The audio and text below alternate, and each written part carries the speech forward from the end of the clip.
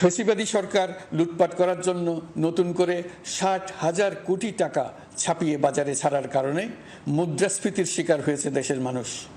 এই অতুলনীয় মুদ্রাস্ফীতি নিয়ন্ত্রণ অন্তর্বর্তী আমাদের দেশ যেন একটি গণতান্ত্রিক দেশ হিসেবে বিশ্বের কাছে সম্মানের সাথে পরিচিত হয়।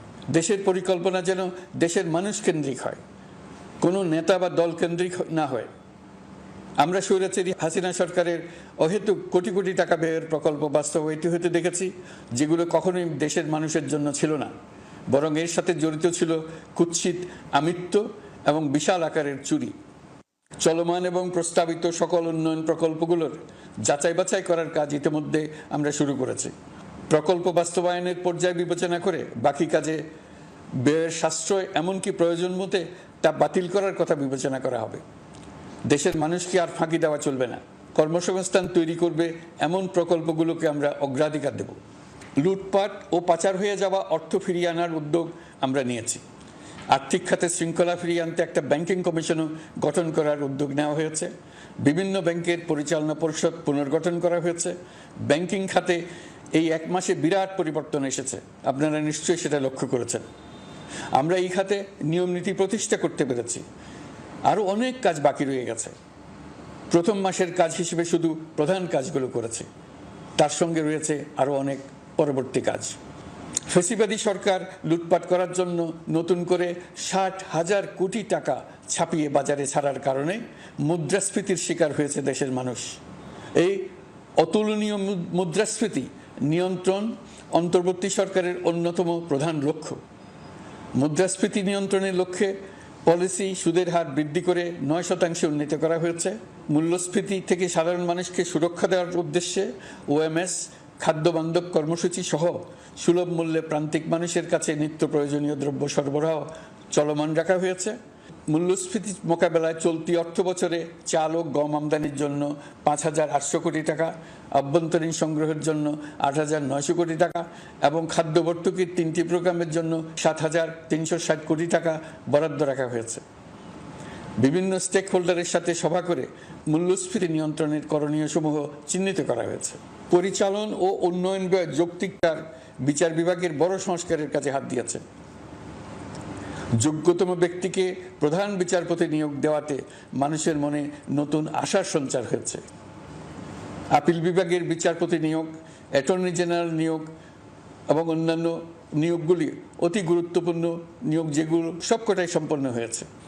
সন্ত্রাস দমন আইন ও ডিজিটাল সাইবার নিরাপত্তা আইনে দায়েরকৃত মিথ্যা হয়রানিমূলক মামলাগুলো প্রত্যাহার করা হচ্ছে।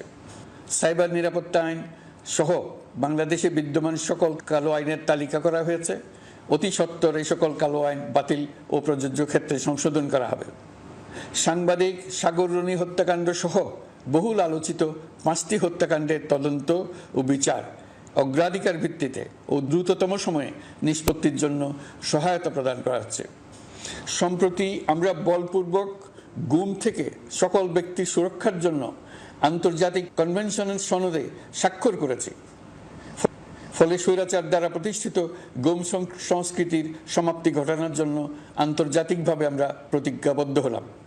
এছাড়া আমরা ফেসিবাদ শাসনের 15 বছরে গুমের প্রতিটি ঘটনা তদন্ত করার জন্য পৃথক একটা কমিশন গঠন করছি।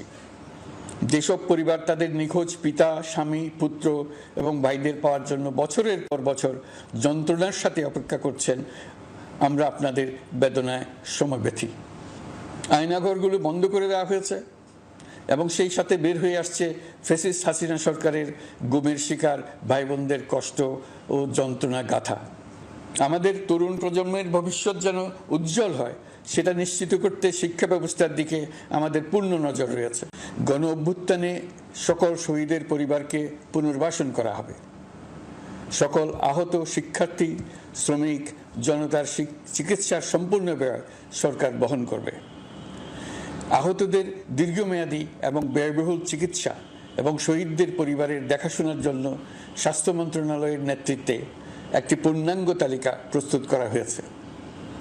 এখন এই নতুন তথ্য পাওয়ার ভিত্তিতে এই তালিকা হালনাগাদ করা হতে থাকবে। গণ অভ্যুত্থানের শহীদদের স্মৃতি ধরে রাখতে সরকার তার যাত্রা লগ্নে জুলাই গণহত্যা স্মৃতি ফাউন্ডেশন নামে একটি ফাউন্ডেশন প্রতিষ্ঠার উদ্যোগ নেয়। এখন সে ফাউন্ডেশন তৈরি হয়েছে। সকল শহীদ পরিবার এবং আহতদের সর্বোত্তম চিকিৎসা সহ তাদের পরিবারের সম্পূর্ণ দায়িত্ব এই ফাউন্ডেশন গ্রহণ করছে। বিদ্যুৎ ও জ্বালানির দ্রুত সরবরাহ বৃদ্ধি আইনের অধীনে চলমান সকল প্রকার নেগোসিয়েশন, প্রকল্প বাছাই এবং ক্রয় প্রক্রিয়াকরণ কার্যক্রম আপাতত স্থগিত করা হয়েছে। গত ১.৫ দশকে এই আইন ব্যবহার করে লক্ষ কোটি টাকা লুটপাট হয়েছে। বিদ্যুৎ, জ্বালানি ও খনিজ সম্পদ মন্ত্রণালয়ের আওতাধীন কোম্পানিসমূহে অধিকতর স্বচ্ছতা ও জবাবদিহিতা আনার লক্ষ্যে কোম্পানিসমূহের পরিচালনা পর্ষদ পুনর্গঠন করা হয়েছে। প্রকৌশল, ভূতত্ত্ব এবং খনিজ হিসাব বিষয়ে অধ্যয়ন করেছে এমন ছাত্র প্রতিনিধি অন্তর্ভুক্ত করার জন্য উদ্যোগ গ্রহণ করা হয়েছে। এই খাতে অধিকতর সক্ষমতা, গতিশীলতা এবং জবাবদিহিতা নিশ্চিত করার লক্ষ্যে বিশেষজ্ঞগণের সমন্বয়ে একটি কমিটি গঠন করা হয়েছে। জ্বালানি তেলের মূল্য জনপ্রত্যাশা অনুযায়ী সহনশীল রাখতে অকটেন ও পেট্রোলের দাম ৬ টাকা, ডিজেল ও কেরোসিনের দাম ১ টাকা ২৫ পয়সা কমানো হয়েছে। ৩৭ দিন বন্ধ থাকার পর গত ২৫ আগস্ট হতে মিরপুর ১০ ও কাজীপাড়া স্টেশন ছাড়া বাকি সব স্টেশনে মেট্রো রেল পুনরায় চালু করা হয়েছে। ভুয়া মুক্তিযোদ্ধাদের চিহ্নিত করার লক্ষ্যে বিশেষ করে মুক্তিযুদ্ধের সময় যাদের বয়স ১২.৫ বছরের কম ছিল তাদের মুক্তিযুদ্ধ তালিকা হতে বাতিলের জন্য সুপ্রিম কোর্টে লিভ টু আপিলের পদক্ষেপ গ্রহণ করা হয়েছে। মুক্তিযোদ্ধা কল্যাণ ট্রাস্টের আওতাধীন বেদখলকৃত স্থাবর সম্পত্তি উদ্ধারে প্রয়োজনীয় ব্যবস্থা গ্রহণ করা হয়েছে। সংস্কার চাই, আমাদের একান্ত অনুরোধ। আমাদের উপর যে সংস্কারের গুরু দায়িত্ব দিয়েছেন সেই দায়িত্ব দিয়ে আপনারা দর্শকের গ্যালারিতে চলে যাবেন না, আপনারা আমাদের সঙ্গে থাকুন, আমরা একসঙ্গে সংস্কার করব। এটা আমাদের সবার দায়িত্ব। আপনারা নিজ নিজ জগতে সংস্কার আনুন। একটা জাতির সংস্কার শুধু সরকারের সংস্কার হলে হয় না। আপনি ব্যবসায়ী হলে আপনার ব্যবসায়ী সংস্কার আনুন, ব্যবসায়ী গোষ্ঠীরা তাদের নিজ নিজ সমিতির মাধ্যমে সংস্কার আনুন, সমিতিতে সংস্কার আনুন, নতুন করে সমিতি গঠনতন্ত্র সংশোধন করুন। আপনি শ্রমিক হলে আপনার ক্ষেত্রে আপনি সংস্কার করুন, আপনি রাজনৈতিক নেতাকর্মী হলে আপনার ক্ষেত্রে সংস্কার করুন, আপনি প্রতিষ্ঠান প্রধান হলে আপনার প্রতিষ্ঠানে সংস্কার আনুন। আমি এটাকে সুযোগ হিসেবে গ্রহণ করার জন্য সবাইকে আহ্বান জানাচ্ছি। এই সংস্কারের মাধ্যমে আমরা জাতি হিসেবে নতুনভাবে যাত্রা শুরু করতে চাই। আমাদের এই যাত্রা আমাদেরকে পৃথিবীর একটা সম্মানিত জাতি হিসেবে প্রতিষ্ঠিত করুক, এটাই আমাদের সবার কাম্য, এটাই আমাদের সবার লক্ষ্য। গত ১ মাসে আমি বেশ কিছু রাজনৈতিক দলের সঙ্গে পৃথকভাবে বসছি, তাদের সঙ্গে মতামত বিনিময় করেছি। তারা আমাদের উৎসাহিত করেছেন, ছাত্র শ্রমিক জনতার বিপ্লবের লক্ষ্যের প্রতি সমর্থন জানিয়েছেন, সংস্কারের কাজে পূর্ণ সহযোগিতার দেওয়ার আশ্বাস দিয়েছেন। আমি দেশের বিশিষ্ট সম্পাদক বৃন্দের সঙ্গে মত বিনিময় করেছি, তারাও সংস্কারের কাজে পূর্ণ সহযোগিতা দেওয়ার আশ্বাস দিয়েছেন। তারা বিভিন্ন বিষয়ে মূল্যবান পরামর্শ দিয়েছেন। সবার পরামর্শ নিয়ে এখন আমাদের অগ্রসর হওয়ার পালা।